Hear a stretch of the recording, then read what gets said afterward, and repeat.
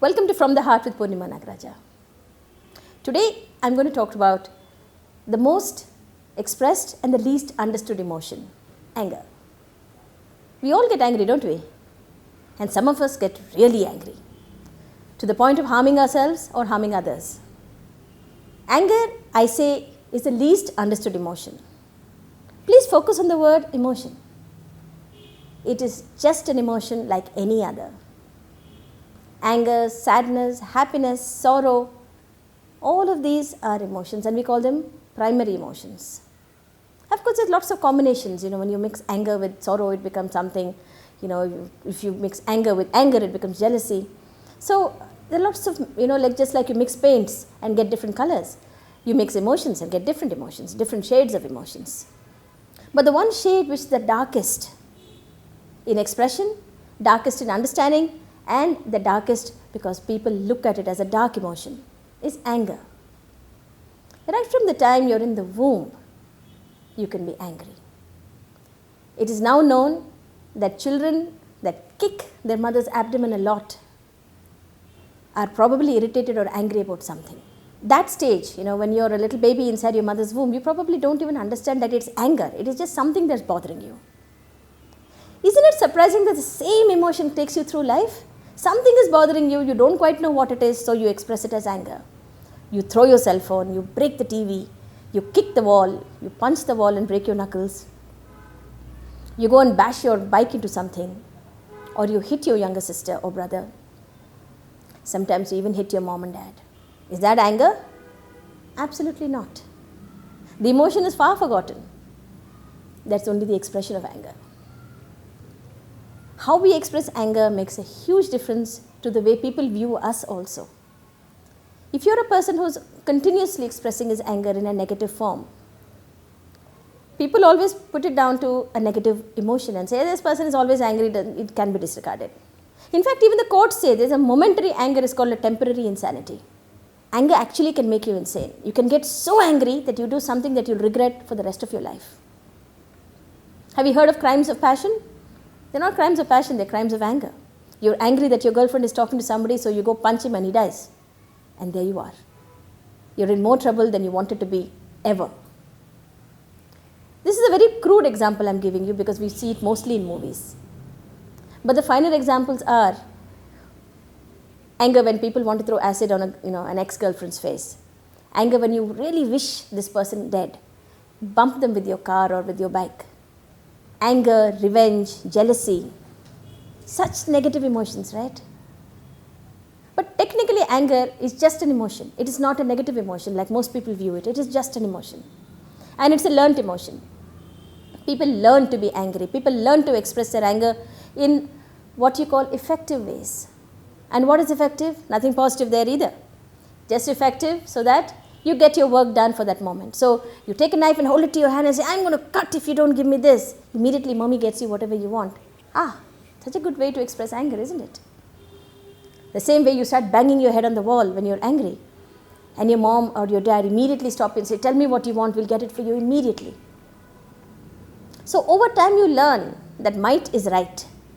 That you can get angry and you can express your anger in the most negative form and people will take you seriously.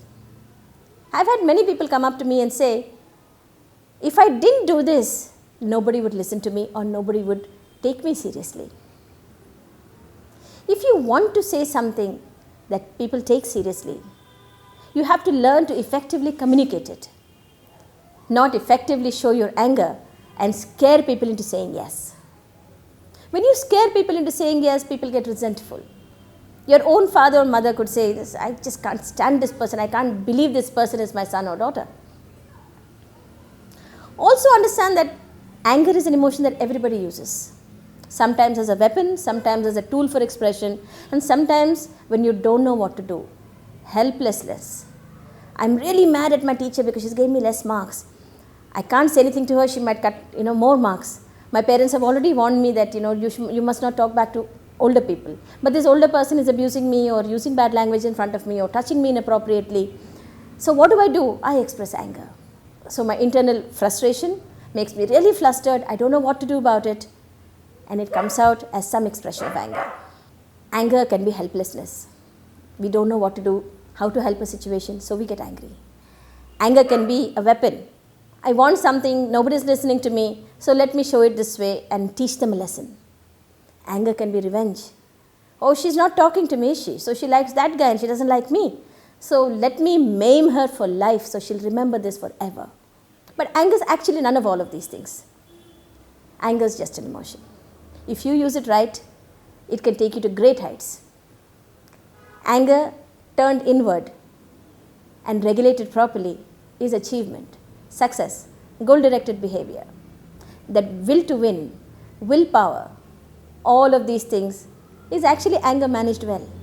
It's only when you don't manage anger well that it comes out in really bad forms. Sometimes anger can also be expressed on ourselves. I am helpless, I am really angry, I don't know what to do, so let me hurt myself because I deserve to be hurt. No, nobody deserves to be hurt. Not them, not you. What you really need to understand is that anger is an emotion that can be used, and anger is an emotion that you need to understand first. Understand yourself. Why am I getting angry? Take a piece of paper and write it down. What was the prompting event? What did I want to feel? What did I end up feeling? How did it tamper with my thoughts and feelings? Am I feeling small? Was it a situation that humiliated me? Was it a situation that made me feel small? Did it humiliate me? Why did it humiliate me? What are the other emotions which I'm not willing to accept? What is the relationship quotient that I'm not willing to accept? Answer these questions. You'll know why you're angry. It's like dividing a pizza. Cut your slice out first. My behavior and my anger versus everybody else. If your slice is large, then work on yourself. If somebody else's slice is large, try and see where they're coming from. Unjustified anger is unjustified for anybody. It can be mom or dad, it can be a friend, it can be anybody. So stop justifying anger. Don't say that you did this to me and therefore I got angry and look, something bad happened. No, that's just an excuse. It's not anger. If your mom is angry with you or if your dad is yelling at you, sit down and think why. They might be pressurizing you to study. So, try to better your grades. Try to have better habits. A tree likes to always spread its branches, not the beautiful shapes that you see in parks. Okay, they look beautiful. Like you see a rabbit, a hedge turn into a rabbit or a hedge turn into a flower. It looks beautiful. But is that how you want to be? Cut and always boxed and put into place? No, right? So what you need to do is be self-regulatory, to be self-regulatory with every emotion, so that you know you're on the right path and things make sense to you. People take you seriously. You'll be surprised how people take you seriously. You'll be surprised how people give a lot of weightage to whatever you say. And you'll be surprised how people say, what a mature person she is or he is. All of this is because you've learned to manage your emotions and not control them. Control is a bad word here. Because when you control, it increases your frustration, it increases your stress, and it increases your problems. Regulate it. Understand it. Analyze it and think maturely and say that, okay, if I was in that person's place, how would I react? That is called empathy. So if I was in mom's place, mom has my grandparents to take care of, she's left her job because of me and I'm not studying and my grades are really low and so she's yelling at me. Whether or not she's justified, this is where she's coming from. So let me also tone myself down. How can I help this situation? Maybe if I have some regular study habits, it might help. Maybe if I understand why my parents don't like the person I'm dating, it might help. Don't box them or anybody, just the way you should not box yourself. Express every emotion the way it should be. Express every emotion the way you feel it, not just to create an effect. The day you stop the drama, the day you stop the effect, definitely you'll be able to understand yourself and your emotions better, and you'll be able to explain your reactions better.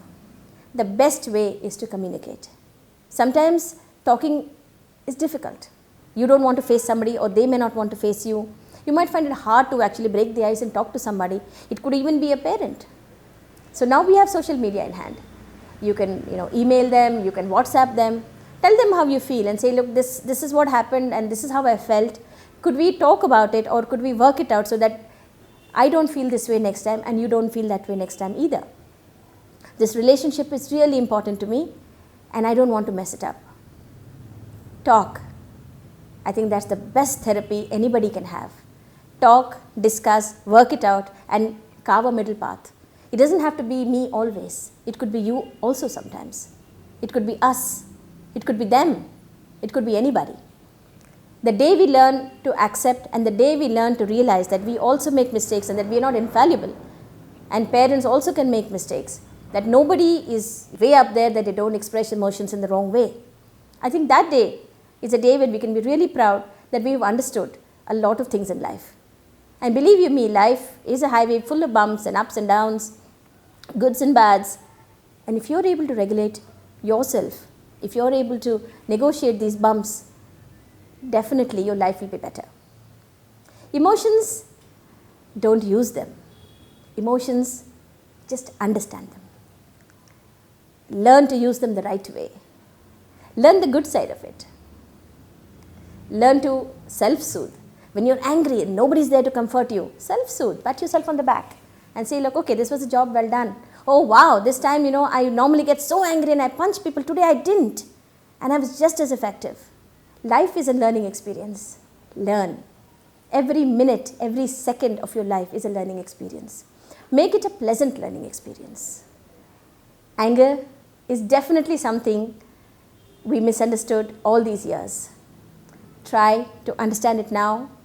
So make peace with your past, stay peaceful in the present, and strive for a peaceful future. Take care of your emotions and let them take care of you. See you next week with yet another episode. Bye.